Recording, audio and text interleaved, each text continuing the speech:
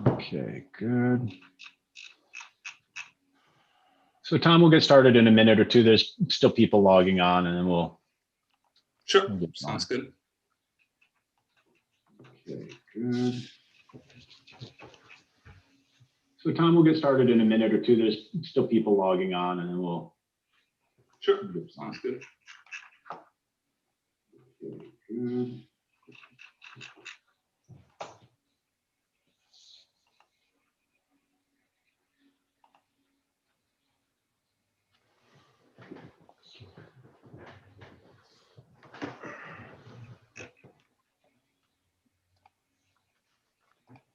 Cecilia's watching from her patio. Oh yeah, nice. Sunglasses on, she's ready to go. You have a martini out there too, or? I wish I had one right now. Don't have that kind of weather. Just coffee. Though. Just coffee, yeah. And spring is here, huh? Yeah, finally.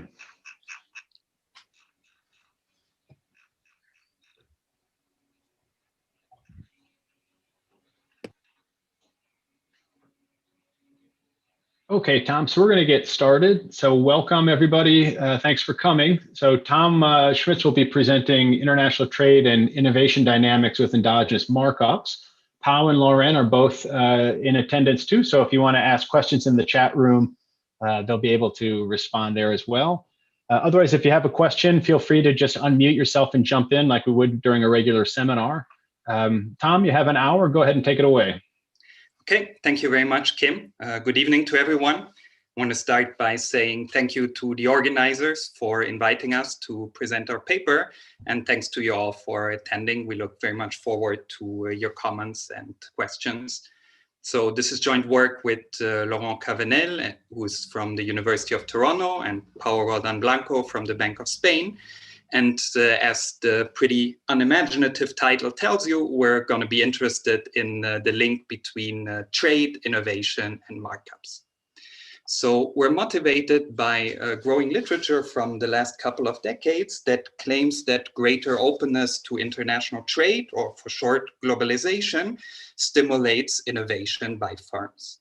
And there are clear theoretical reasons to expect such a link. So first, there's a classic market size argument that if there is a global market, the rewards for successful innovation increase, and so firms have greater incentive to try to discover such innovations. Second, globalization also means greater competition from foreign firms, and this greater competition can also incentivize firms to invest more in innovation to escape from this competition. So these mechanisms have been broadly discussed in the large theoretical literature, and there's also growing empirical evidence in their favor. So I'm going a bit quick here and brushing kind of over a couple of shades of gray in that literature, because as you all know, one could also think that in some circumstances, greater competition may lower innovation incentives. And there's some studies that show that import competition in some instances seems to have lowered innovation. But by and large, I think it's fair to say that the evidence points towards a positive link here. Now, what our paper is about is that we focus on what we think is a largely overlooked implication of this link. So our basic idea is very simple. We think that if globalization stimulates innovation by firms, then these successful innovators will pull away from their competition, be it foreign or domestic, and you will get more concentrated markets. Firms will have more market power and therefore be able to charge higher markups. So we're going to argue that trade has an indirect effect on markups through innovation, which we're going to call the innovation feedback effect. And the whole paper is going to be about this innovation feedback effect. So to make this point more formally, we're going to build a quantitative macro model with innovation, endogenous markups, and trade. And during the talk, I will explain how that model works, how we calibrate it, and what its quantitative implications are. But in order to start, I want to give you a bit of a less formal idea about what the mechanisms are going to be about by talking about two real-world examples that can maybe illustrate the kind of things that we're going to be showing with the model. So my first example comes from the hybrid car industry. So in the 1990s, where this industry got really started, it saw a lot of investment into R&D, especially by American producers like General Motors or Japanese producers like Toyota. And of course, there were many different reasons why these car companies were investing heavily in these new technologies. But we think that it's plausible, and in our model, it's going to be the case that the incentives for such innovation are higher because of the global nature of the car market. So General Motors know that if they come up with a successful innovation, they will be able to sell it in the Japanese market as well, and they will be able to better compete against Japanese import competition. And for Toyota, the same things are going to be true. So it's plausible to think that the innovation incentives for these two firms are higher because of the global nature of the market. So what happened in that case is that although these two large firms started from a pretty similar technological level, it was Toyota that was more successful, came up with a couple of decisive innovation in the late 1990s, and as a consequence, basically took the market. So they came up with the Toyota Prius, which was the first commercially viable hybrid car. And as a result, in the 2000s, we see 70% of all hybrid cars in the US were Toyotas. So this example illustrates what's going to be the first important force in our model. We're going to argue that globalization raises the stakes in these types of R&D races between initially technologically quite similar firms, and that the lucky winners, Toyota in this case, are going to be rewarded by high market shares and high market power, and therefore also markups. So that's going to be kind of the first force for competition between large internationally oriented firms. But there's also going to be a second important force in the model, which is going to be about the spillovers of this innovation for domestic competitions. So to illustrate this, consider the example of Amazon, which is by some measures now the firm that spends most on R&D in the world. So again, we think that it's plausible, and in our model, it's going to be the case that Amazon has greater incentives to do these innovations because it is part of a global market. So it knows that any innovation that it discovers can be applied not only to the US market, but also to all the other markets it is selling. So compare that to an independent small bookstore, like this bookstore that I have in the slide here. That's actually a bookstore from the same city as Amazon, from Seattle. It's right next to the University of Washington campus. If you pass through Seattle, I highly recommend it. It's a very nice place. So that's a small independent bookstore that probably does not spend at all on R&D and certainly does not export. And because it does not export, it is not directly affected by globalization. So in a partial equilibrium sense, the behavior of this bookstore is not going to be affected by opening up to trade. But of course, it's going to be indirectly affected because as Amazon spends more on innovation in order to because it wants to do innovations on this global market, Amazon is going to become more and more productive, and therefore it will increase its market share at the expense of these small independent bookstores, which don't become more productive. So basically, in a nutshell, our paper is going to argue that globalization is going to create more incentives to innovate. The innovators are going to pull away from domestic and global competition, and that's going to result in higher market concentration and markups. So let me now make this thing a bit more formal by starting to give you a quick overview of our model. So very briefly, what our model will look like is we're going to have an endogenous growth model with two symmetric countries. There's going to be a continuum of industries, and in each industry, there's going to be three groups of firms. There's going to be a large firm from the home country, which we're going to call the home leader, a large firm from the foreign country, which is called the foreign leader, and then a competitive fringe of firms. Now, the fringe firms, they're going to be basically like this independent bookstore in Seattle from the previous slide. These are going to be firms that don't invest in R&D, don't participate in international trade, and they're also going to have no market power. So they're just going to price at marginal cost. The interesting things are going to come from the leaders. The leaders are going to innovate, they are going to export, and they're going to have some market power. So in order to model the market power of these leaders, we follow the famous paper of Atkinson and Burstein, and we model oligopolistic competition as they do by assuming that the leaders choose their price in order to maximize their profit, taking the price of the other leader and of the fringes as given.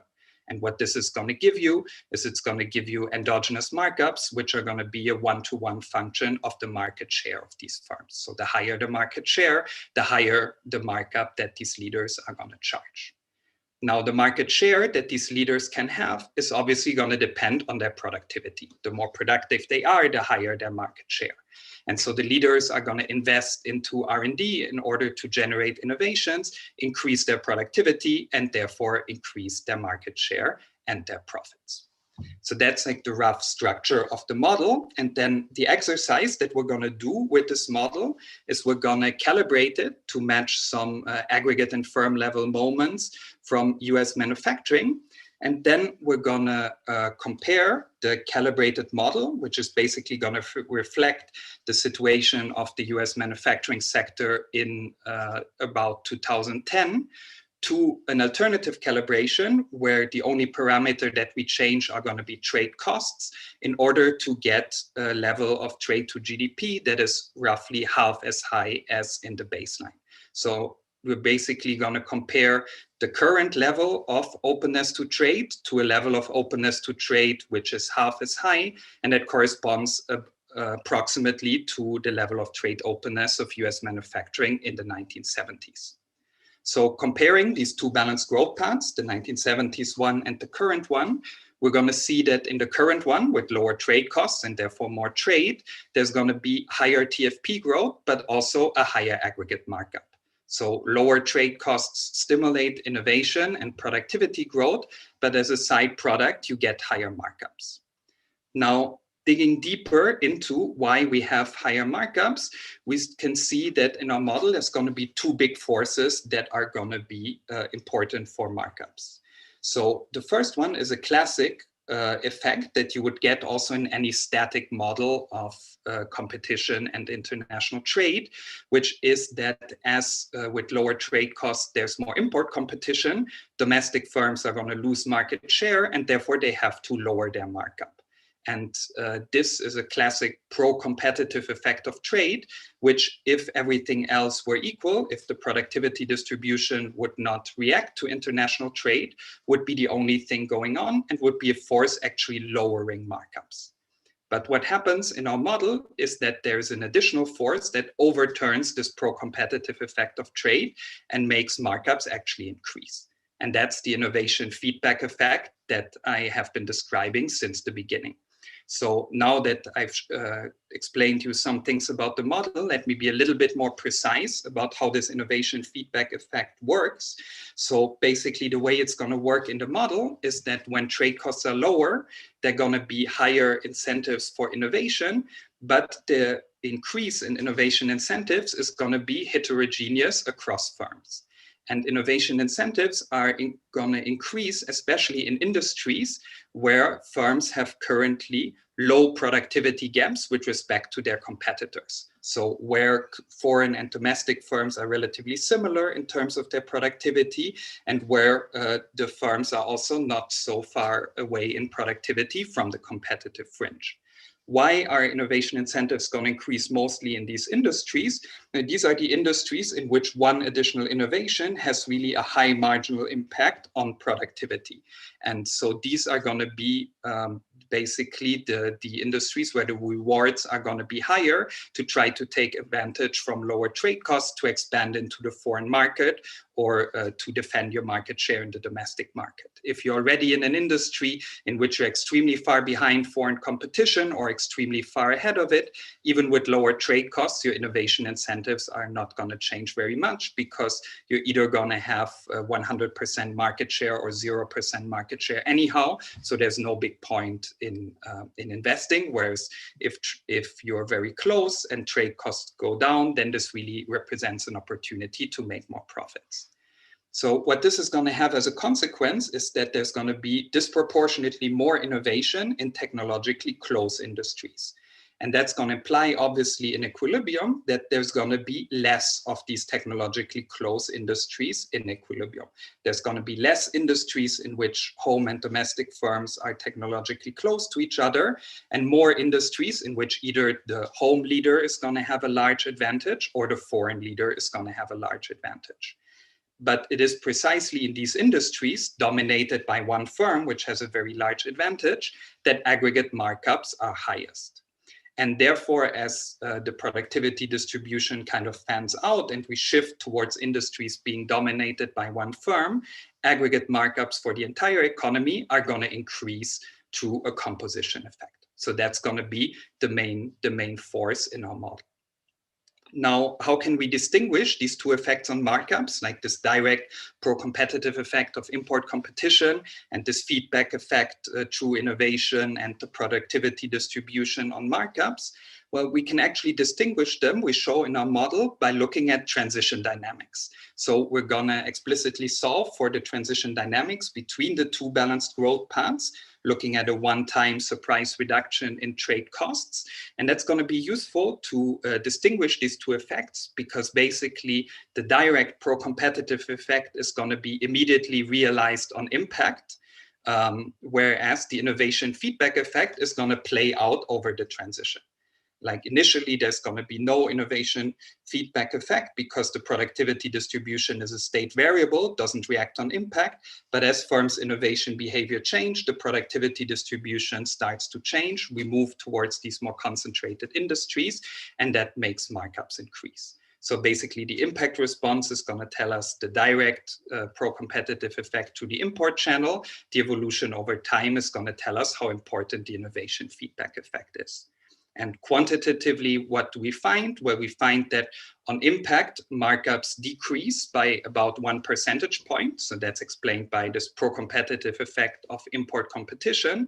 But then over time, markups rise again by overall 3 percentage points, so that the net effect is an increase in markups of about 2 percentage points. So overall markups are higher with lower trade costs, and that's entirely due to the innovation feedback effect, which reverts the pro-competitive effect of import competition on markups. So let me not talk too much about the related literature, just to say that we relate to two very large literatures, one on trade and innovation, which typically assumes exogenous markups, and one on trade on competition, which typically assumes a fixed productivity distribution. And our contribution here is to kind of have both elements at the same time to see how they interact. We're not the first to have both endogenous markups and endogenous innovation in a model of international trade. There are some papers that have done similar things that are listed in the last bullet point here, but the mechanisms emphasized in these papers are quite different from the one that I've just described you. So they have effects on markups which come through other channels, not through this type of innovation feedback effect that I've been talking about during this introduction. Okay, so for the rest of the presentation now, I'm going to show you our model. Then I'm going to talk about the calibration and our quantitative results. So the model is going to be an endogenous growth model in continuous time. There's going to be two symmetric countries, home and foreign. Consumers are going to have locked preferences over final consumption good and are going to inelastically supply some labor. And the final consumption good in each country K, so the K superscript here is always for a country, this final consumption good is going to be an aggregate, a Cobb-Douglas aggregate of the goods of differentiated industries, which are indexed by J. And so all the action will happen at the industry level. For each industry J, output is going to be a CES aggregate with elasticity of substitution eta, from intermediates produced by three types of firms: the domestic leader, the foreign leader, and a domestic competitive fringe. So in this notation here, always the subscripts are going to stand for the producers. So the producers are going to be the home leader H, the foreign leader F, and the competitive fringe from each country CH for the home fringe, CF for the foreign fringe, and the superscripts are going to be the countries in which the good is sold. So basically, the output of industry J in the home country is going to be an aggregate of the output of the home production for the production of the home leader for the home market, production of the foreign leader for the home market, and production of the domestic home competitive fringe for the home market. Firms are going to produce with a linear technology using only labor. There's going to be iceberg trade costs for foreign firms. So if a foreign leader wants to export 1 unit of the good, it needs to ship tau units, where tau is a number larger than 1. And as I've anticipated, the leaders are going to compete oligopolistically by choosing their price optimally to maximize their profits, taking the prices of all the other firms, so of the leaders and of the fringes, as given. And the fringe, which does not have market power, is just going to price at marginal cost. So the outcomes of this Bertrand game, in which firms choose their prices, are obviously going to depend on what the productivity of the different firms is. And this productivity is going to be endogenously determined by the innovation choices of the different firms. So as standard in endogenous growth models, we're going to assume that productivity evolves on a ladder with step size 1 plus lambda, and each innovation increases productivity by 1 step. Now, the main, yes? Sorry, I got distracted. My son came in, but so in this model, it's going to be really easy for market share to get reallocated between the firms. Is that going to be an important feature, or is that something that you're going to, is that going to be a limitation of the model, or is that going to be a good part of the model? So with that, you mean that there's no kind of adjustment frictions? Basically, once you increase your productivity, you're immediately going to get more market share? Yeah, exactly. Because the trade costs are just, they are what they are. Right. So, I mean, there will be, in the sense that there will be kind of, it depends a bit on how large these productivity steps are, right? Because if they're pretty small, then in order to get any meaningful kind of change in market share, you need to do not just one innovation, but a bunch of innovation, and then they cannot move too fast. We haven't really looked at kind of what's the volatility of market shares over time, and if it's any realistic, but we could potentially do that. Yeah. Okay. I have a different question. Yeah, sorry. So just back on the previous slide, you assume that it's a static game that they're playing. I just don't have a good sense. Suppose that they, instead, took into account the future flows of profits when choosing the markups today. Do you have a sense of, I'm trying to think about what it would look like. Can I stop the other guy from innovating by the way I choose my markup today, and would I want to do that? Right. So there could definitely be such equilibria. So you could think, even without innovation, you could think that there could be some dynamic collusion between the firms, and they could agree on some joint pricing strategy. So we don't allow them to do that here. And the main reason is for simplicity. Like it's as in Atkinson and Burstein, they exclude this dynamic collusion equilibria that may exist. For us, it would be very complicated, because these would then interact with the dynamic innovation choices, which are already not that easy. So we do this assumption for simplicity here, that there's no collusion and that this competition is just static. Yeah, Sure, but how about, go ahead, Dorian. No, just that, because your model is explicitly dynamic and there are transitions, it becomes more interesting to make the problem dynamic, whereas their model is static. So it's kind of, there's no reason to make that a dynamic choice, but it just seems more interesting in this context as something to potentially in the future think about.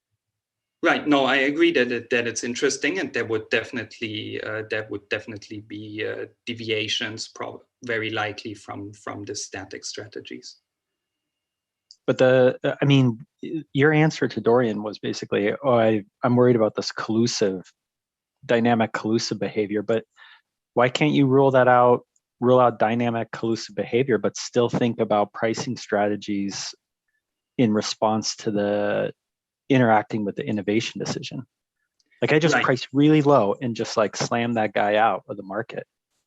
And you know what I mean? Something like that. Is there, I mean, that seems like the core issue in a model with innovation here. Right. So so you would never be able here to actually kind of price that low to make the other firm exit the market, because there's no fixed cost here. And because of the CS structure, the other guy is always going to make some profits. So you won't be able to kind of eliminate competition by charging lower prices for a long time. But yeah, we have to think more about that. I think we haven't thought about these pricing strategies so much, but we can definitely think more about them. Okay, so I was talking about the innovation now, and so the main innovators are going to be the leader firms here. So these leader firms can generate innovations at a Poisson rate Z by paying some convex cost. And we're going to assume, for mostly technical reasons, that there's going to be an advantage of backwardness. So if you're a leader that's currently has a productivity lower than the one of your foreign competitor, then you get an extra boost on your innovation arrival rate of Xi, where Xi is a parameter. And this is necessary to make sure that the distribution of relative productivities doesn't fan out in equilibrium, so that there is a stable invariant distribution of relative productivity on the balanced growth path. Then the fringes in both countries, they're going to have the same productivity. They're not going to innovate, but there's going to be some technology diffusion to these fringes. Again, that's necessary to have a balanced growth path equilibrium, because otherwise the fringes would just fall further and further behind. And so we just assume that at an exogenous rate zeta, the fringes can increase their productivity by one step, but they can never overtake leaders by this process. And finally, there's going to be entry in the model and exit. So in each country and in each industry, there's going to be a potential entrant. This potential entrant can generate a Poisson arrival rate of innovations X by paying another convex cost. And if it's successful at generating an innovation, it will displace the domestic leader and become the new leader in the industry. So that's basically all the assumptions of the model. And before I show you the equilibrium conditions, I just want to introduce some important notation. So basically here, for the equilibrium at the industry level, it turns out that everything that's going to matter is the relative productivity of the three types of firms that are in the industry: the home and foreign leader and the fringes. And we can summarize these relative productivities just by two numbers, which are the technology gaps, so the number of productivity steps that are between these three firms. So we're going to denote by N the technology gap between the home and the foreign leader. So this is going to be positive if the home leader is ahead, negative if the home leader is behind. So if N is equal to minus 5, it's going to mean that the home leader is 5 productivity steps behind the foreign leader. And we're going to denote by NC the productivity gap between the home leader and the fringes, which is always a non-negative number because the fringes can never be ahead of the leader. So with that being said, let me show you very quickly the equilibrium conditions. So we're mostly going to look at symmetric balanced growth path equilibrium, although as I anticipated in the introduction, we're also going to look at a certain point at transition dynamics. But for now, let me talk about the balanced growth path. So what is going to happen is that in the static competition problem between firms, you're going to get the Atkinson-Bernstein solution that firms are going to choose a markup over their marginal cost, which is going to be a function of their market share. So that's what you see in this slide here. You have the prices of the firms that are active on the home market. The home competitive fringe just charges its marginal cost as a price, and the home leader and the foreign leader charge a price which is a markup over their marginal cost, and this markup is going to be a function of their market share sigma, which is just going to stand for the market share of country C, of firm C in country K. So when you have these pricing decisions and you note that the market shares themselves are only going to be a function of relative prices, then with these conditions, you can solve numerically for market shares, for markups, and for profits in every market. And they're just going to be a function of relative productivities, which can be summarized by this vector of technology gaps, N and then C. So basically, if you're going to give me the technology gap N and then C of an industry, I can tell you virtually everything that's worth knowing about that industry. And that's going to be important for the dynamic problem then, because that's going to mean that for the leaders, this technology gap is going to be the only endogenous state variable they have to care about. Now with this, you can get, of course, the labor demands of different firms. And then when you impose labor market clearing, you get this expression here for the aggregate labor share, which is going to be important because in line with the literature, we're going to define the aggregate markup as the inverse of the aggregate labor share. And so this pins down the equilibrium of the economy at a certain instant t. So basically, if you give me the productivity distribution, which these conditions, I can fully characterize the allocation of labor, profits, markups of every firm at every instant t. But of course, the productivity distribution in our model is not going to be an exogenous object. It's going to evolve endogenously over time as a function of firms' innovation choices. So let me show you these innovation choices now. So as I anticipated, for the leaders, the only endogenous state variable they have to care about is this vector of technology gaps N and C in their industry. There's also one exogenous state variable, which is aggregate output, but the model is written such that value functions are going to be linear in aggregate output, basically because both profits and R&D costs are going to be linear in aggregate output. And that's going to simplify things. So we can just think about a normalized value function, which is only going to be a function of the technology gap. So here I've written down the dynamic programming problem of the home leader. So basically, the home leader has the following problem, that its discounted value is going to be equal to the sum of some flow benefits plus some continuation value. The flow value of the home leader is going to be the static profits that it earns, which are a function of the current technology gap and its R&D spending. And then the continuation values depend on the various events that can happen to a firm. So with an arrival rate XH, there's entry in the industry, then the leader gets displaced and loses all of its value. At rate ZH, the leader does an innovation and it may get disadvantage of backwardness if it's currently behind the foreign leader. And if it does the innovation, well, then it just increases its technology gaps by 1 unit, both with respect to the foreign leader and with respect to the fringe. The third event that can happen is that a foreign firm does an innovation, either a foreign entrant or a foreign leader. That doesn't matter from the point of view of the domestic leader. And what happens then is that you lose one step in the technology gap with respect to the foreign leader, but your distance to the fringe stays unchanged. And the last thing that can happen is that there's technological catch-up by the fringe.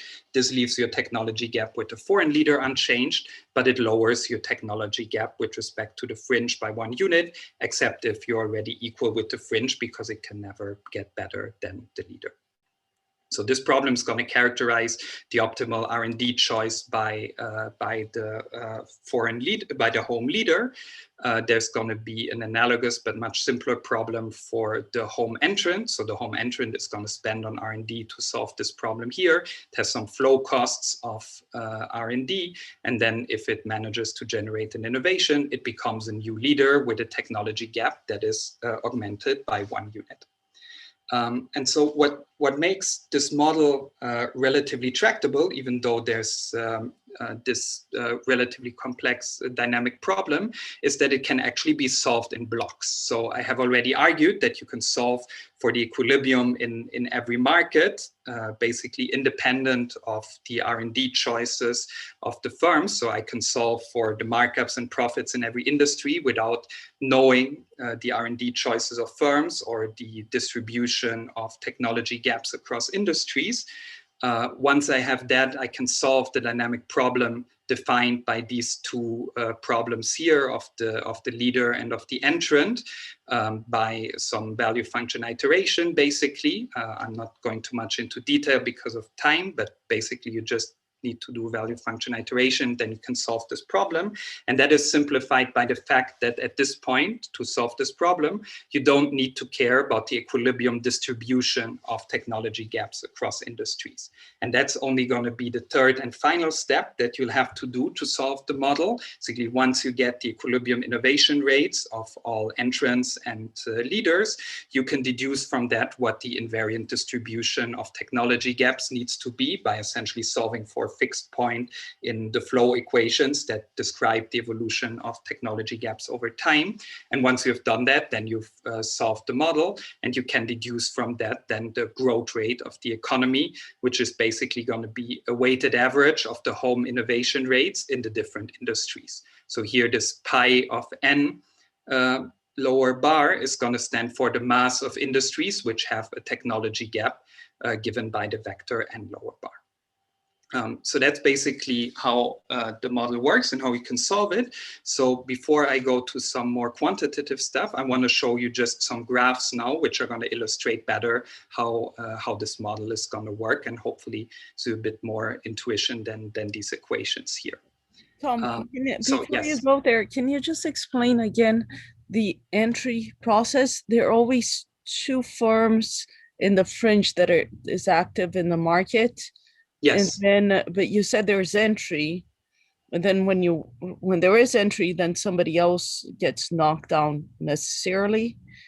And there's no notion that trade costs change and there's more entry or less of competition. Well, basically. So there is going to be more entry or less, but that means that doesn't mean that there's going to be more firms, but that means that the incumbent is going to be displaced more frequently when there's more entry. So there's always going to be the same number of firms, but every time there's entry, there's a new firm displacing the incumbent, and that new firm becomes the new incumbent, and then it's going to be displaced at its turn when the next entrant comes.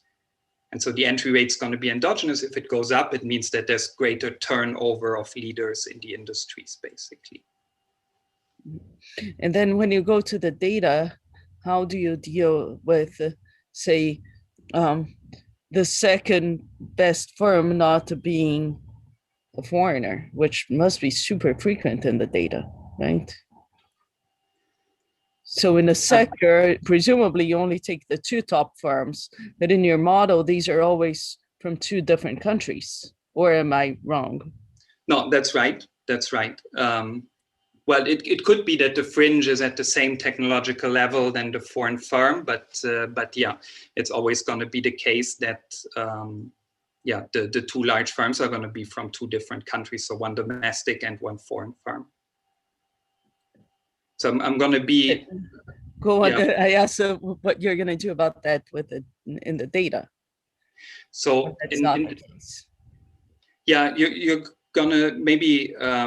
I can postpone this question when I show you which moments we match in the data. It's something that we're thinking actually about now that we're doing some changes to the model and in improving this mapping to the data. How we can think about this. It's basically kind of. You would have to find for each large domestic firm its closest foreign competitor, but you're right that in some cases there can be the closest competitor will be a domestic firm, so then the model will not fit perfectly. That's correct. I'm going to talk a bit more about that when we talk about the data if there's time. So now I wanted to show some equilibrium features. So the first graph that I have here shows you market shares as a function of the technology gap in the industry. And what you see here is very naturally, of course, the market share of the home leader is going to be increasing in its technology gap over the foreign leader and the competitive fringe. So the higher the distance with respect to foreign leader and fringe, the higher the market share is going to be. Exactly the opposite for the foreign leader, of course, and for the fringe, of course, the market share is going to be highest when the fringe is neck to neck, both with the domestic and the foreign leader. That's going to translate then into profits and markups. For the home leader, of course, profits and markups are also going to be increasing in the technology gap with respect to fringe and foreign leader. That's what you see in these graphs here. Another thing that these graphs show is that, of course, you're always going to have higher markups and higher profits on your domestic market with respect to your export market, just because on the export market, there's going to be the iceberg trade cost and your marginal cost as well. So these 3D graphs here, they're kind of fancy and nice looking, but they can be a little bit difficult to read sometimes. And so what I want to show you next is some kind of 2D cut to these curves, which are going to illustrate something that's going to be very important actually for all the results that I'm going to show you. So basically these graphs here, what they are is they're just 2D cuts to the 3D surfaces that I showed you before, and they work in the following way. So take the red line here, for instance. The red line shows the profits or the market share and the profits of a firm that starts out in a position where it's 20 steps behind the foreign leader and neck to neck with the fringe. And so the profits in that state are what you see here at the point 0 in the x-axis. That's the profits and market share that you have when you're 20 steps behind the foreign leader, neck to neck with the fringe. And then what the red curve shows you is how your profits and market share changes when you do a certain number of innovations. So for 10 on the x-axis here, this is what your profits and market share would now be if you had done 10 innovations. So then you would be 10 steps only behind the foreign leader and 10 steps ahead of the fringe. And the blue and the black lines are the same things, just from different starting points. And so what you see here in these 2D cuts is that the profits are going to have an S shape in the technology gap. And that's going to be really important. So why are the profits going to be S-shaped? Well, basically, that's because you cannot go higher than 100% market share. And so when you're going to have a very high technology gap, where basically you're going to be at almost 100% market share, an additional innovation is not going to change your market share very much. And therefore, it's not going to change your markups and profits very much. And same thing when you're very far behind, then you're essentially at 0 market share, and an additional innovation is going to have a very low marginal impact. And where innovations are really going to have a very high marginal impact is when you're currently very close to your foreign competitor. Then really taking one step ahead is going to give you a large change in market share and therefore large change in profits. Yeah, sorry, that was a question. No, that's fine. At least from a static perspective, you can probably do this. This is coming from the Cobb-Douglas assumption that spending in your sector is not going to change no matter what you do. While in Atkinson and Bernstein, there was another elasticity of substitution between sectors. So that's correct. Although, it's how sensitive correct that you have to relaxing the Cobb-Douglas assumption. Right. So there would still be so certainly if you would relax the Cobb-Douglas assumption and you would have an elasticity higher than 1 at the upper tier, you would not have this exact, basically profits will not become flat at a certain point. Profits would always be increasing in productivity. There would still be the effect that basically then kind of if you are at low technology gaps, your innovations are going to increase your productivity and your markups. And this markup effect is going to stop at a certain point, because at a certain point, you're just going to charge the monopolistic competition markup. So it's not going to become flat, the profit function, but you're still going to have this effect that when you're neck to neck with the foreign competitor, the marginal effect of an innovation will be higher. So there will still be this type of S shape. But yeah, of course, I guess I was just going to point out that there could be, but the dynamics of the model would look very different in the sense that once the leader became sufficiently productive, you would never have the follower catch up because he would be also innovating. Right? If the leader is also innovating, you really don't get the interesting churning patterns in the model, I think. Well, it depends. So even here, as I pointed out before, when I described the innovation technologies, even here we need kind of a certain advantage of backwardness for the follower, because otherwise, even with the Cobb-Douglas, we would get a technology distribution that would fan out and not an invariant distribution. So I guess if you were in a CES world, you would need this force to be stronger. But if this force was strong enough, if there were like this advantage of backwardness, making it easier for the follower to innovate, then you could still have a stationary distribution, I believe. Okay, so and because of this S shape in the profit function here, what we're going to get is we're going to get an inverse U shape in leader innovation. So basically, you're going to get that at very low technology gaps or very high technology gaps, there's going to be a relatively low incentive to innovate, but the highest incentive to innovate is going to be at intermediate technology gaps. So you get this inverted U here. You get this kind of weird dip here because of the way we model the advantage of backwardness currently. It kind of discontinuously disappears at 0. And so you get this dip. This is something we're thinking of getting rid of, but it doesn't seem to matter too much for the results. The important thing is this inverted U shape here, whereas the entry rates are just going to be kind of monotonically increasing in the technology gap, because if the incumbent is more productive, is more profitable, there's more incentives to try to displace it. And then finally, there's 2 more things that I want to show you. First, the invariant distribution of technology gaps. So here you have the mass of firms in different technology gap states. Perhaps here again, a 2D plot is kind of more informative than a 3D one. So here you have the marginal distributions of the technology gap between home and foreign leader, and the technology gap between home leader and fringe. The distribution of the technology gap N between home and foreign leader is obviously symmetric, centered at 0 in our baseline calibration, and the distribution of technology gaps with respect to the fringes looking kind of like an exponential distribution. And then the final thing that I want to show you is just some measure of industry level markups. And that's going to be useful because if you're going to compute the aggregate markup in this model, it's going to be kind of a weighted average of markups at the industry level. And the weights are going to be these distributions over here. And the industry level markups are going to look like this. So the industry level markup is defined as the inverse of the industry level labor share. And you can show that the aggregate markup is just a harmonic average of these industry level markups.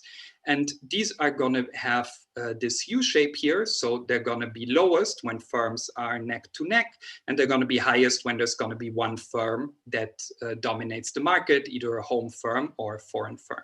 And so you're going to see that when there's going to be more mass in these extreme states here with large technology gaps, aggregate markups are going to be higher through a composition effect, because there's going to be more mass on these high markup industries. And that's exactly what trade will do. So let me go now to the calibration and then the quantitative analysis. So this model has 11 parameters. We're going to calibrate 3 of them externally. We're just going to set the discount rate and then the curvature of the R&D cost functions following the Axigit and Kerr JPE paper. For numerical reasons, we have to impose some bound on technology gaps, but we check that this doesn't matter for the solution. And then we just have 8 parameters left to calibrate. And we're going to choose these parameters to match 9 moments from US manufacturing data. So here are the chosen values for the parameters chosen by indirect inference. They're probably not too informative by themselves. Let me show you what the moments are and how well we do at matching them. So we match some aggregate moments, which are productivity growth and the R&D share of value added in US manufacturing. We match the import share, which is around 24% of value added in 2011. And we match the standard deviation of import shares across industries. So here, with respect to Anna Cecilia's question from before, here basically what we're assuming then is that, which is obviously not true in reality, is that basically all the imports in a given industry, here we look at 6-digit industries, come from one foreign firm. So basically the import share in a 6-digit industry is going to be the market share of the foreign leader in our model. That's what we're currently assuming here. We're going to target average markups and the standard deviation of markups, which we estimate on compustat data following the method of De Locker et al. We're going to do robustness checks here with basically lower markups as well. The De Locker et al. Markups are relatively high. We're going to show that we're going to get kind of the same results when we target markups that are much lower than this. We target the entry rate, the contribution of entrants to growth as estimated by Axigit and Kerr, so for what percentage of innovations are realized by entrants, basically. And we're going to target the employment share of the fringe. So in order to calculate that in the data, we're going to use the fact that in the model, one of the characteristics of the fringe is that the fringe doesn't spend on R&D. And so we're going to target the employment share of US manufacturing, the share of employment in US manufacturing that is represented by firms that don't spend on R&D, which is about 18%.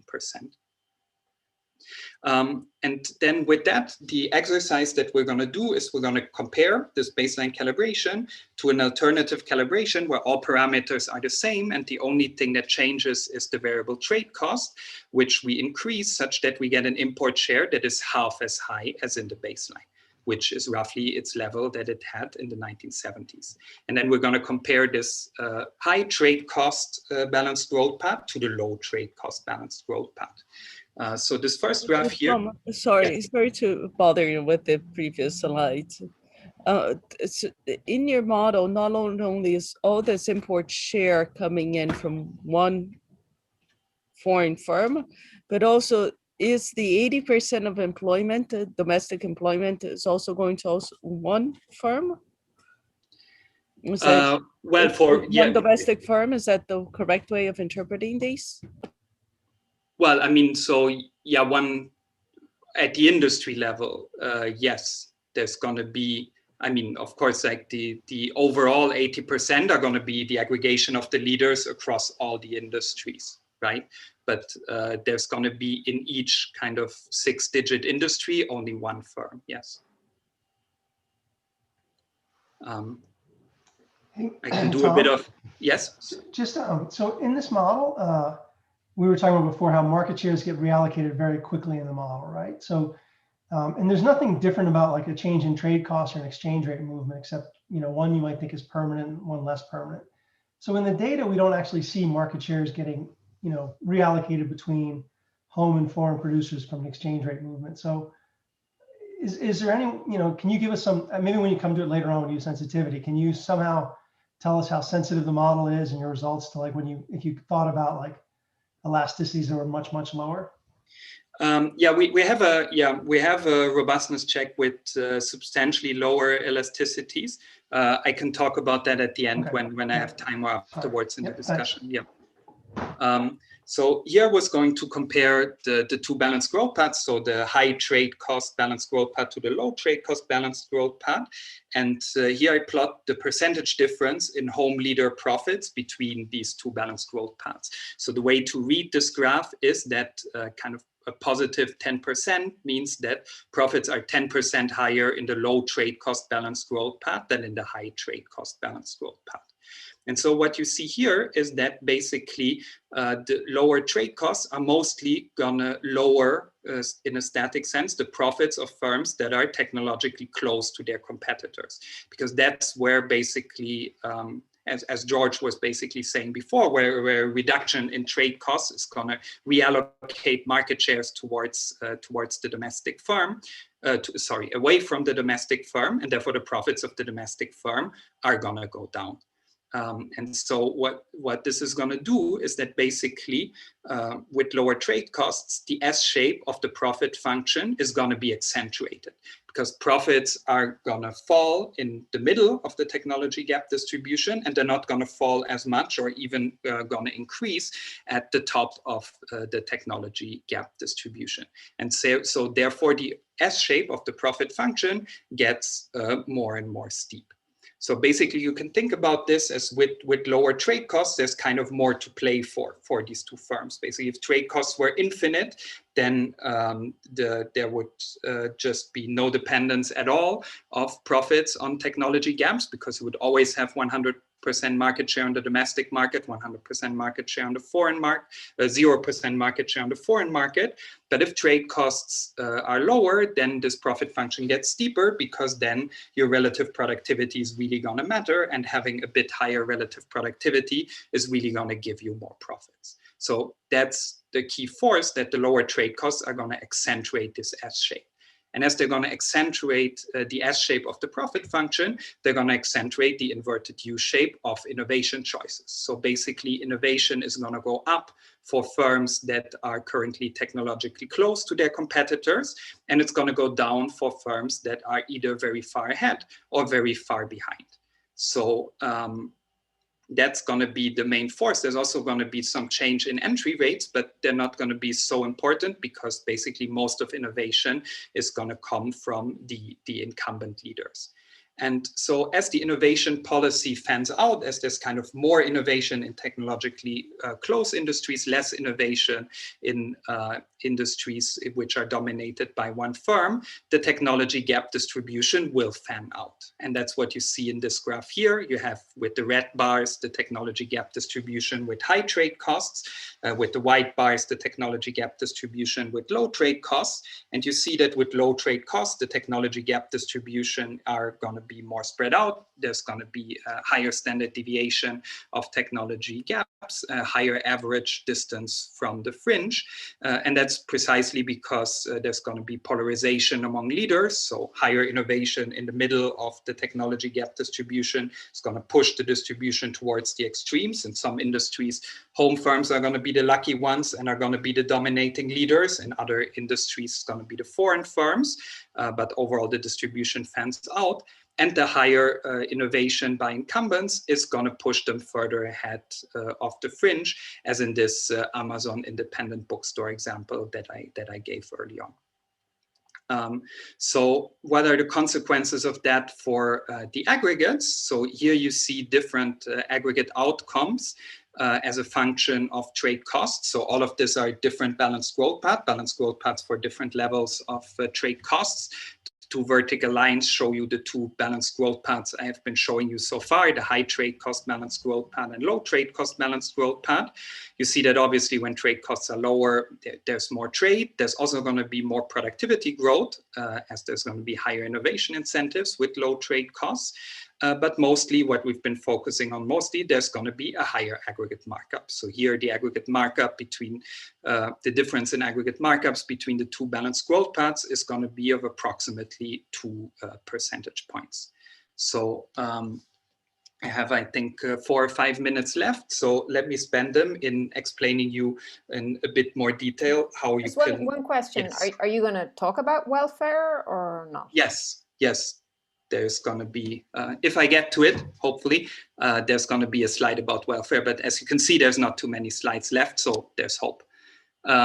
What I want to talk about first is just a bit about what drives the increase in markups, because that's kind of the main result of the paper. And so as I anticipated in the introduction, there's 2 forces here. The first is just a direct effect of higher import competition. So with lower trade costs, you're going to get higher market shares of the foreign firm. So you're going to get, therefore, lower domestic markups. But you're also going to get, of course, higher markups on exports. And you're going to get a lower market share of the fringe, which is 0 markup firms. And these 2 latter effects would tend to increase markups on balance. So a priori, it's not obvious which one of these effects dominates. Turns out that in our calibration, the effect of lower markups of the domestic firms dominates, because the import share is relatively low. And so therefore, the domestic leaders are going to be the large firms, and the effect of their lower markups is going to dominate overall. So there's going to be lower domestic markups through this import competition channel. But then, of course, there's the innovation feedback effect, which tends to increase aggregate markups through a composition effect, through the fanning out of the technology gap distribution. So what we're going to do to distinguish the role of both effects is we're going to analyze a transition between the two balanced growth paths coming after one-time surprise reduction in the trade costs from the high level to the low level. And this is going to be useful because all the direct effect of import competition is going to be realized on impact. Like on impact, when trade costs fall, there's going to be a reallocation of market shares and lower markups to these direct effects of import competition.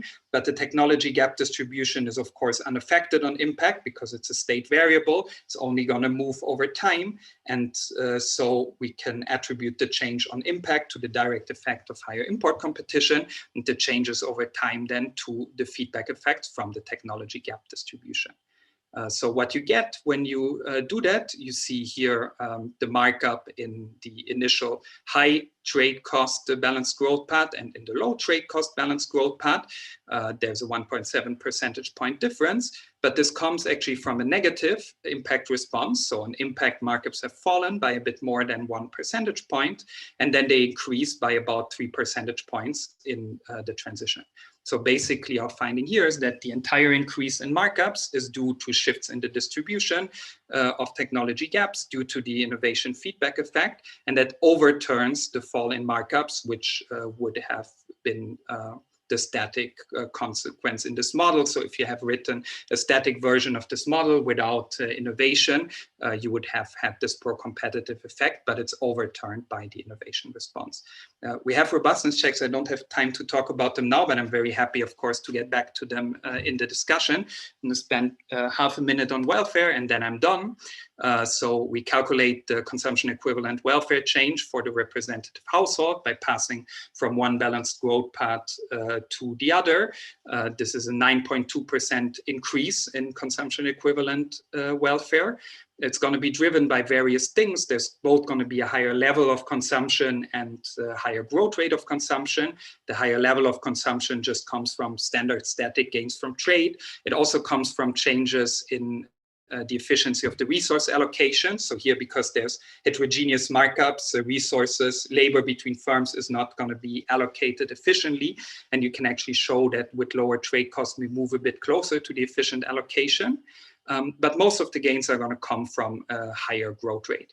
And the higher growth rate actually is also basically a sign that the allocation of resources in this economy improves as trade costs fall, because basically this is going to be an economy in which there's an inefficiently low level of spending on R&D, and lower trade costs by increasing firms' innovation incentives are going to bring firms closer to the social planner level of R&D. So basically the reason for why there are relatively large welfare gains in this model is that we're in a distorted economy, and by lower trade costs, we get a little bit closer to the social optimum.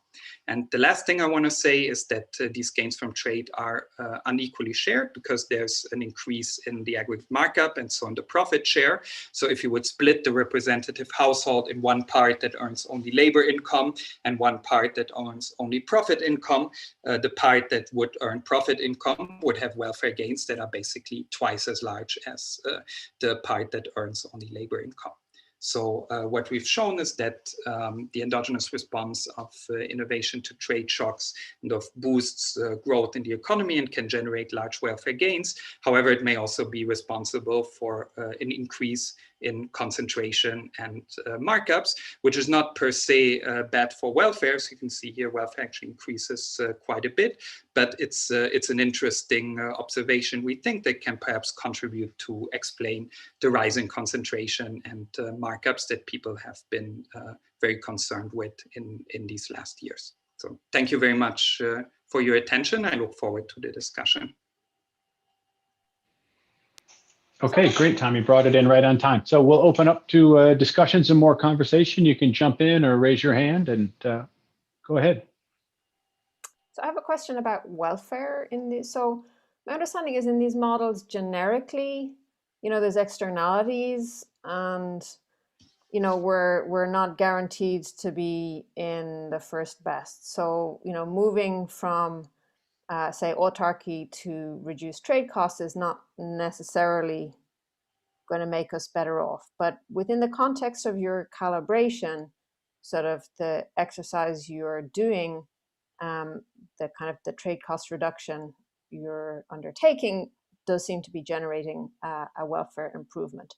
So I was just kind of wanted to have a better understanding of what are the parameters in the model that govern the kinds of externalities that sort of mean that, you know, potentially sort of freer trade might not make you better off, and to get a sense of what's identifying how you choose those parameters and how sensitive, you know, in some sense, are your welfare results to that calibration.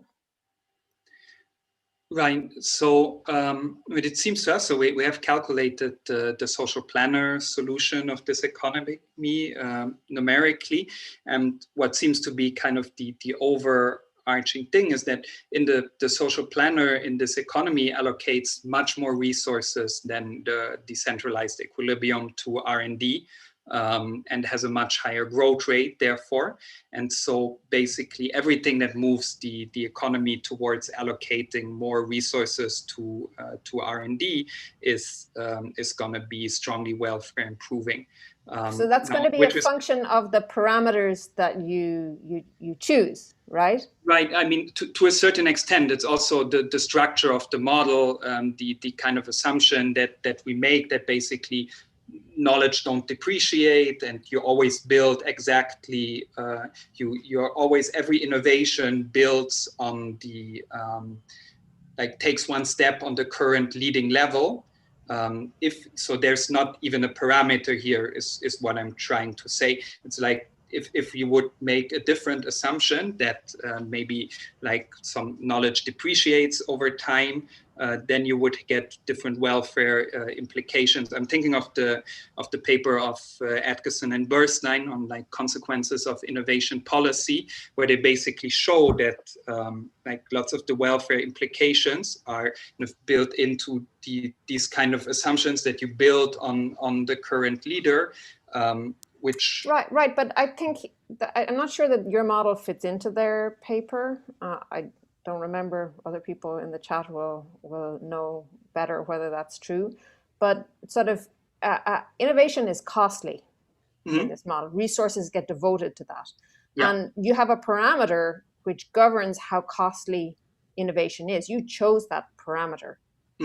Now, is that the parameter that you just chose from the Ushape paper? I'm just trying to get a feel for it. No, so so there's two. There's the curvature, right? The curvature we take from the Ushape paper, and then there's the level, which we essentially, so the level you can think of, so the relative level of incumbents and entrants is disciplined by this moment here, contribution of entrants to growth, right? So you see that the level parameter for the entrants is substantially higher, which is because the entrants, because of the replacement effects, would have everything else equal, higher incentives for innovation. So if you want them to contribute only like 1/4 to productivity growth, you need to give them higher costs. This is what you get here. And so this determines the ratio between these two parameters, basically. And then the level here is going to be pinned down, we think, by the R&D share of value added. So how much of resources overall you devote to R&D. And then go back to the previous slide that you have this thing, these psi's. There, the things that you take from the Ushape and Kerr paper. I'm just trying to get a sense for, you know, some kind of sensitivity here as to mucking around with these parameters. You know, in your setup, you're saying that with these parameters that you have, there's this strong force that reducing trade barriers is we're all gonna boom. There's gonna be growth is gonna explode, and everything's gonna be great and beautiful. But, right, so you're certainly right that, yes, I mean, you're certainly right, and we want to do so. We don't have robustness checks with respect to this parameter currently in the paper, but that's something that we're working on as well. So you're certainly right that this is going to matter. Like, I mean, if I make the curvature extremely steep, then there's going to be a very different response, of course, to, yeah, exactly. So we basically want to see what happens when we make it equal to 1.5 or to 3, and yeah, that's important, and that's gonna matter, of course, for the response of R&D to trade costs. What we found, though, when you look at the social planner solution, you get actually in the social planner solution, basically the optimal level of R&D is independent of trade costs, roughly speaking. So if you calculate the social planner level of R&D, it doesn't seem to depend on trade costs at all.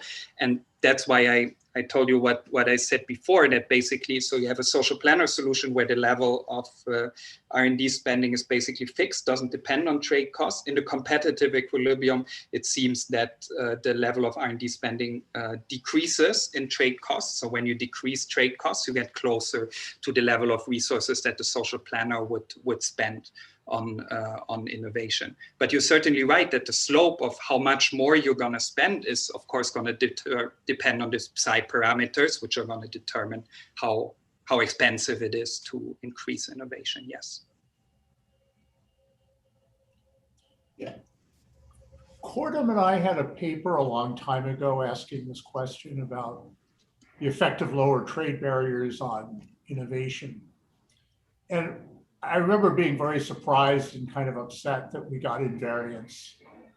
And I'm trying to think through, it was a kind of different model. And I had thought that access to a larger world market was going to increase the incentives to innovate. But what I finally figured out was that was being offset by the fact that the hazard of being overtaken was also increased. And our parameterization made the two effects exactly offset. And I'm wondering if here you're lowering trade barriers, but in a two-country framework where there are only two firms. So there's really no, it's not as if a third country can come in. You're not really expanding the scope of the extent of competition. So you still have your one rival, and so it seems like lowering trade barriers is making the benefits of moving ahead greater without the offsetting catch-up effect from the fringe, from your rivals. Right. So here, what the fringe is doing is not affected by trade, because their technology diffusion is basically just a fixed parameter, which by assumption is not going to be affected by trade.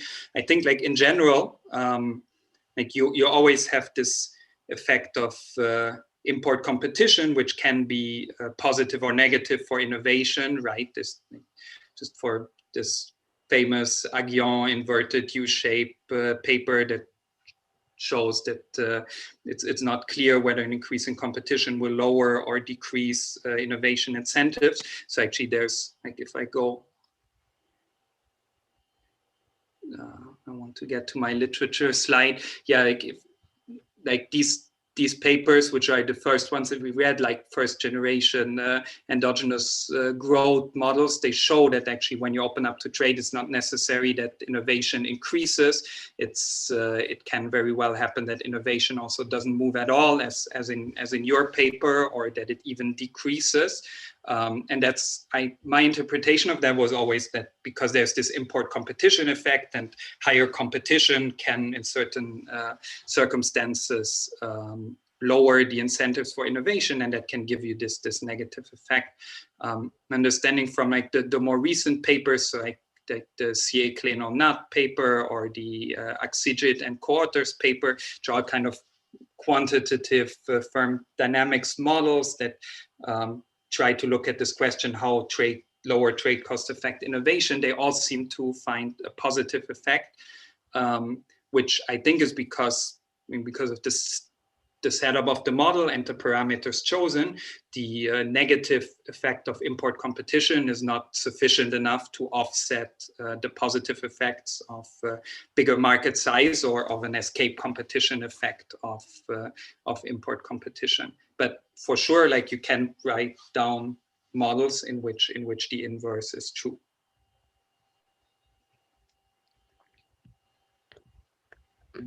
Hi, Tom.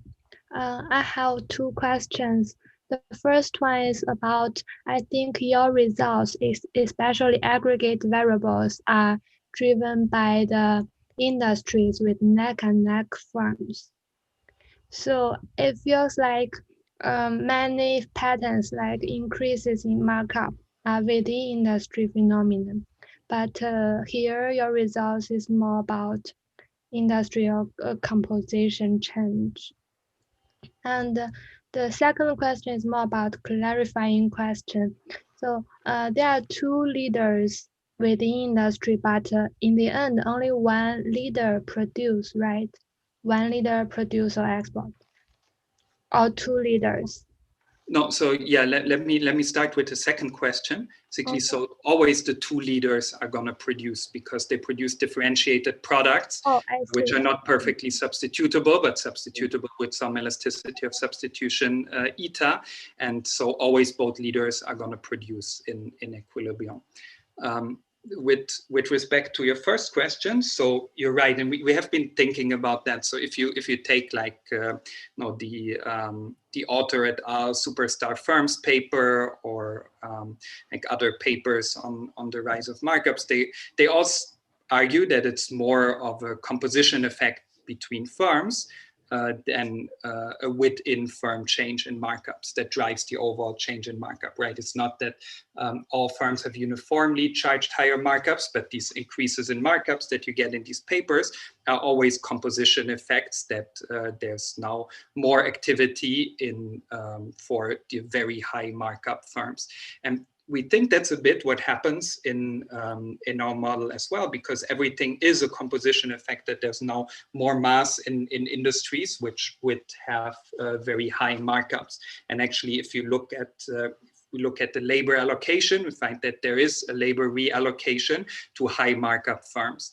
Then there's one thing, and this is what came up before in the calibration as well, when we had this discussion, that it's maybe not directly clear what exactly an industry here in the model corresponds to in the data, because we have these two firms. Obviously, there's more than two firms and a competitive fringe in most industries. So we kind of try to think about this as very disaggregated industries. The industry data that we use in the calibration was 6-digit, which is the most disaggregated that you could get with aggregate data. But we would basically think about that as basically even single products that you just have the home and the foreign leader produce actually the same product, like not the car industry, but the hybrid car industry or certain models of that. And then basically this mapping to firm level would be more natural. But that's something we're working on, kind of to better understand this mapping from firms to industries. And I wanted to say, because I wanted to say it already before, to make some advertisement for a very nice paper of that Laurent has, one of my co-authors here. He has actually a paper in which they have a model like this, but in a closed economy and with many firms. So you don't have only two firms that compete, but an arbitrary number of firms end. So I guess I'm saying we have the competence in the team to have something like that. We don't know how tractable it would be in this international trade setup to add several domestic firms and several foreign firms competing with each other. But we can certainly think about it. So let me sort of jump in. I mean, just to follow up on this, I think it would be really interesting to kind of test the panel dimension of your model, right? So you've got, some industries that are relatively, have relatively low markups, relatively low import share, relatively low export share, maybe changes in the dispersion of productivity across these guys. Maybe you could somehow, see if your model is kind of capturing how these industry changes actually occurred over time. Do we actually see that industries that were really growing fast ended up being industries where, export shares really grew fast or import shares really fell a lot? Just something. I mean, your model is going to basically generate these moments, right?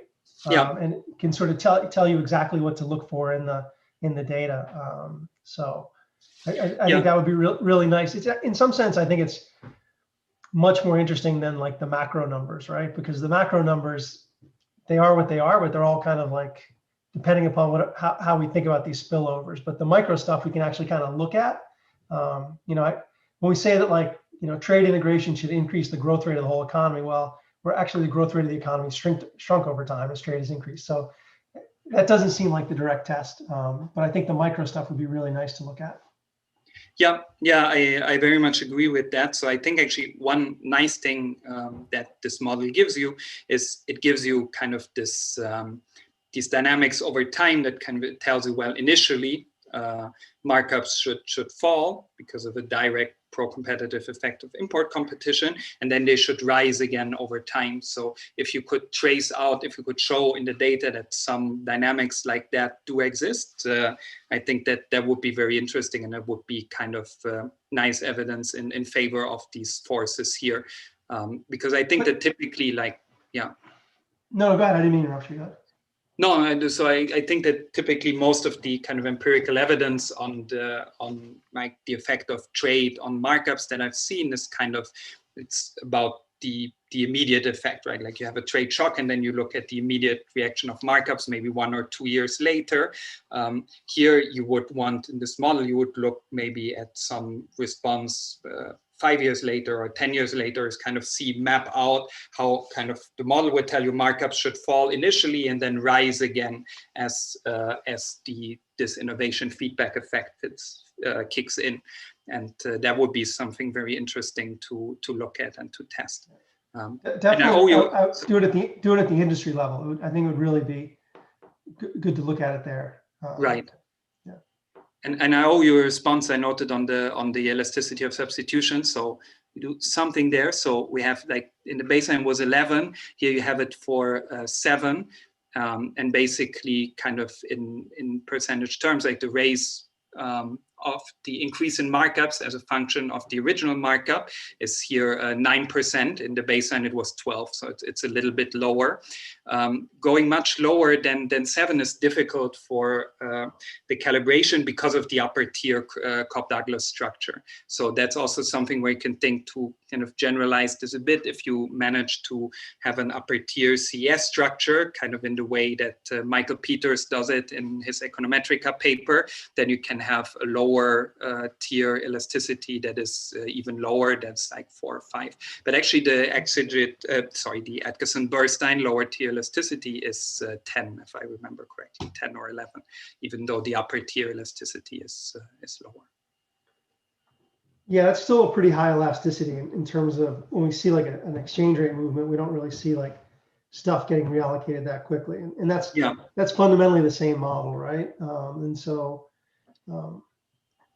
yeah, that's right. So there could be additional stuff, of course. So you do see, though, I mean, what is interesting, because this is not a perfect pass-through model, right? Because it's not a monopolistic model. So some of the stuff is going to be absorbed by the markup. So when you look at sales or output, actually, they're not going to be kind of, they're not going to react one-to-one with the trade cost, because precisely you're gonna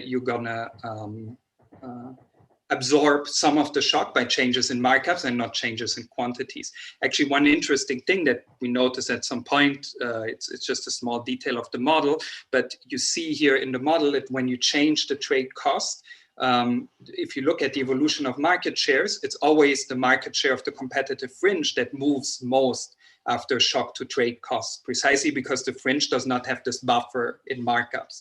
The fringe kind of basically has perfect pass-through and reacts one-to-one, whereas what the larger firms are going to do is precisely like the domestic firm, if there's lower trade costs, to save some market share, it's going to lower its markup.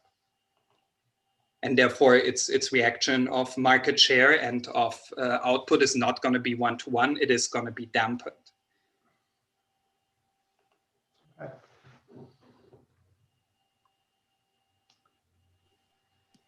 Okay, I'm gonna ask some questions.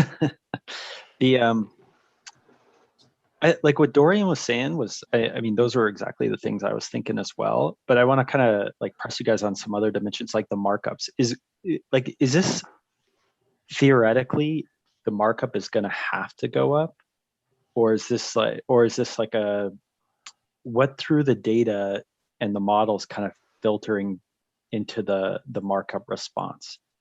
You know, I mean, it's almost the same question that Dorian was saying about the growth rate or welfare, but you could also ask the same exact question about the markup.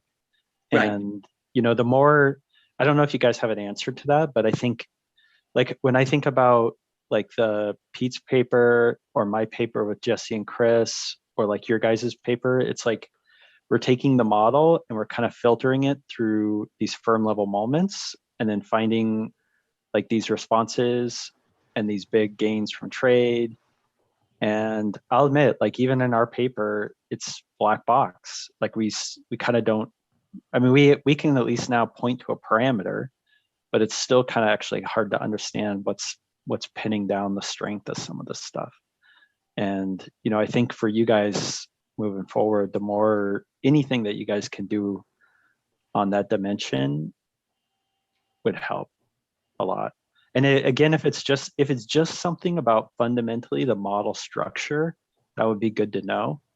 But if it is something about the data, like this moment pushes us into this part of the parameter space, that would be good to know as well. So.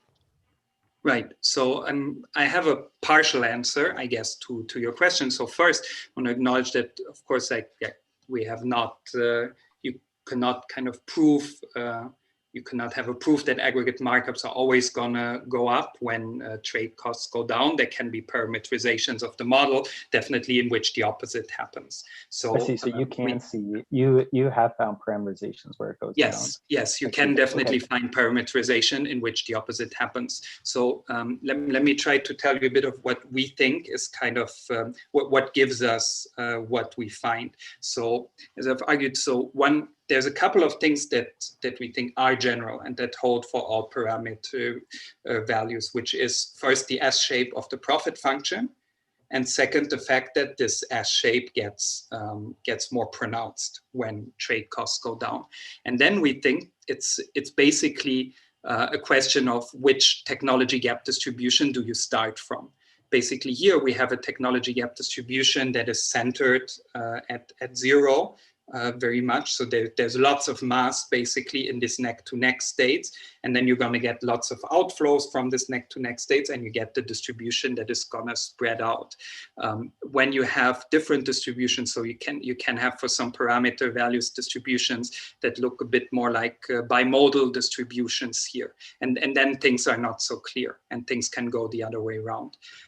Now, what is pinning this down in the data? So that's actually one thing where we think that we could improve the calibration. So basically now, this type of distribution, we think that what pins it down partially is that we target this standard deviation of import shares, like the average and the standard deviation of import shares, which are going to be a function of these technology gaps and here.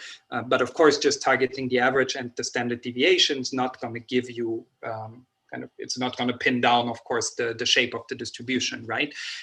So what would be better is if you would have some kind of data proxy of these technology gaps and would try to match this distribution of technology gaps somehow. So that could be one improvement. Like if you think about the Axigit et al. Paper, that's a bit what they do. They have these measures of with patents, the number of patents of US and foreign firms, they approximate the relative level of technology, then they have a distribution of that, and they try to have their model match this distribution. If we could do something similar here, then I guess that would give you more confidence that this initial distribution of technology gaps that we start from is reasonable. And so kind of intuitively, we think that when we have a distribution that starts from a lot of mass in these neck-to-neck states, we're more likely to get these results that markups go up. And this polarization type of results. Yeah, it's interesting because what I was going to say, that like in the paper with Perla and Tinetti, one of the things that we found was when we put the geometric Brownian motion in and we started trying to match like the transition dynamics, like how moves for, like that's like when we used to have just like firms were just kind of, they didn't have any changes in technology, like other than the adoption thing. But once we put the GBM and kind of fit it to the data, we started getting much bigger gains. That kind of sounds like you're talking, you have something much more sophisticated in that, like where the gap is centered, but it's also like the average and the standard deviation, kind of like getting the volatility of this stuff seems, I mean, this is kind of, I guess, connecting back to George's kind of concern, but I mean, that's also like what Pete's papers are doing, is like he's looking at the volatility of employment dynamics. Right. And then it's kind of inverting that into something about, you know, so it's interesting. Yeah, yeah. So basically, like everything, anything you can get that gives you a more a sense of these volatilities or standard deviations would definitely get a better calibration here. Yeah. So can I just ask, like, I mean, it would have been interesting for me if you dealt with the externality first and then did the trade liberalization, just to somehow tell us like how much of the kind of gains were coming from the, you know, being in an inefficient world. Is that something you have off the top of your head? Not directly. I have something which I think is similar. Tell me if I'm mistaken. This is what we did is we basically we do a trade liberalization, like a reduction of trade costs in the social planner solution. And we see how the social planner solution changes when there's different levels of trade cost. And there we find this result that I mentioned before, that in the social planner solution, the growth rate of the economy seems to virtually not depend at all on the level of trade costs. Gotcha. So then you just get like a static ACR kind of result. Right. For exactly. the most part. So then almost all of it is from dealing with this externality. Exactly. And exactly. So we think really that the welfare gains are so large precisely because you get closer to the social planner solution, the externalities are somewhat less strong in this lower trade cost world. Gotcha. Okay. But it's also like the thing about what's going on with you guys is, and I keep this in mind too, is that like growth is just changing a tiny bit here, right? It's not, that is not a big move in growth in this, but you get like a 10 percentage point gain in welfare in response to this. So again, that's kind of like, when I kind of look at this stuff, is it's like, yeah, it's not, you know, you could have in the data, in the aggregate data, small movements in growth rate, but you could have huge moves in welfare in response, and like in this case from the trade liberalization. It'll take us huge amount of time to figure out whether that's going on then. Well, this is the, I mean, that's Atkinson and Burstein's, their JPE, their last JP's point is that, you know, you can't, the aggregate, like trying to invert this from experiments on innovation policy is going to be really hard to do. Yeah. And it just puts model people in business. Well, the problem is like the assumption about like the externalities are just where everything is, right? But the thing is that in this thing, it's and then in these papers, it's not as clear what exactly. That's why I kind of like it. You know, I'll criticize this stuff even though I've done it. Is like, man, you kind of just put a little ingredients in, and next thing you know, it's kind of blown up a bit, and then it's not exactly. Was it the little ingredients? Was the data? I'm not sure. And that's what I think I mean, it makes this stuff super interesting to kind of explore. And you know, I worry a little bit about it, but it's, you know, this means there's more research to be done to understand this kind of component. It's not like, you know, the thing is it's not like just like some, you know, like go back to like Lucas, there you just like some parameter greater than 1, and then that's it. And then it's just simply about measuring that parameter. Like in these models, it's, you know, what do you want? A more micro-founded, you know, externality. And then now, but all the flip side is like what's actually disciplining that externality is just really hard to kind of sort out. So, yeah. But I mean, that's why I would say, like, back to George's kind of thing is like, that's, I mean, this isn't what George was saying, but I put it this way, is like by looking at is there a way that you can learn at the micro level more about some of this stuff that really kind of you know, you look at the panel, what these guys are doing, how they're responding, you know, I don't know. I mean, it's, you're catfishing, but. No, but I mean, that's the big thing. I mean, that gives you, you know, 500 industries or, you know, to sort of try to identify Right. what's going on.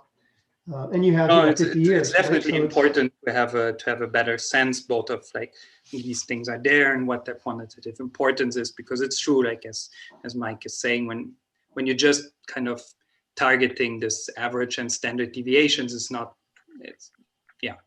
not very clear what this is identifying and how much is built in.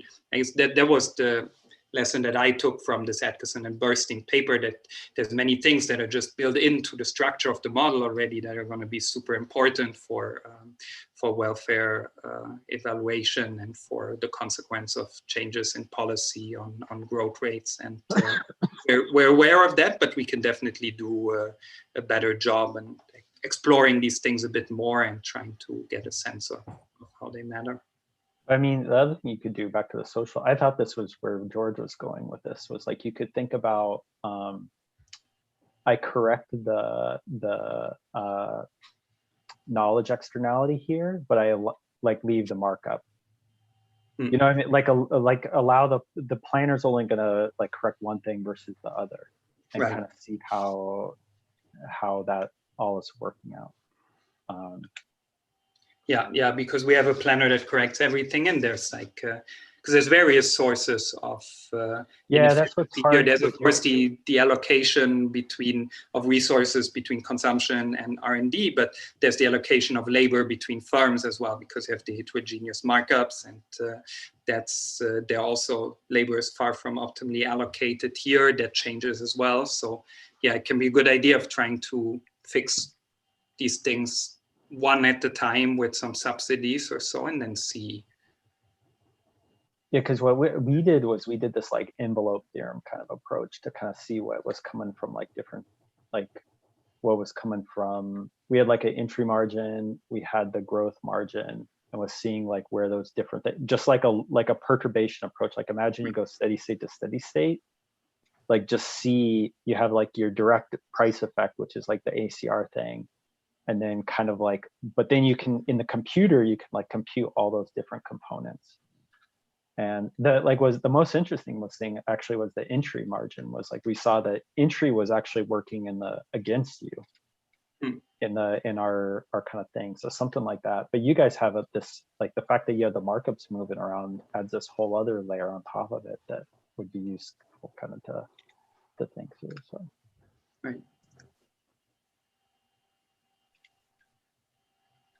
I guess I took over the talk. I guess I'm starting to become tired because it's getting late in Europe. So, but thanks very much for all the comments and suggestions and questions. Absolutely. Yeah, we'll let you grab some dinner and get to bed. Thanks for coming, Tom. This was fun. No, thanks a lot. Sorry, thanks a lot for having me. Mike beat up on you so much. No. That was all fine. Okay, Very great. good. And yep, absolutely. Have a good night, Tom. Thanks. Nice afternoon. Everyone. Bye. Thank you, everyone. Bye. Bye. Stop the YouTube. Oh yeah, let me stop that. Mike, hang on for a second. Just go on.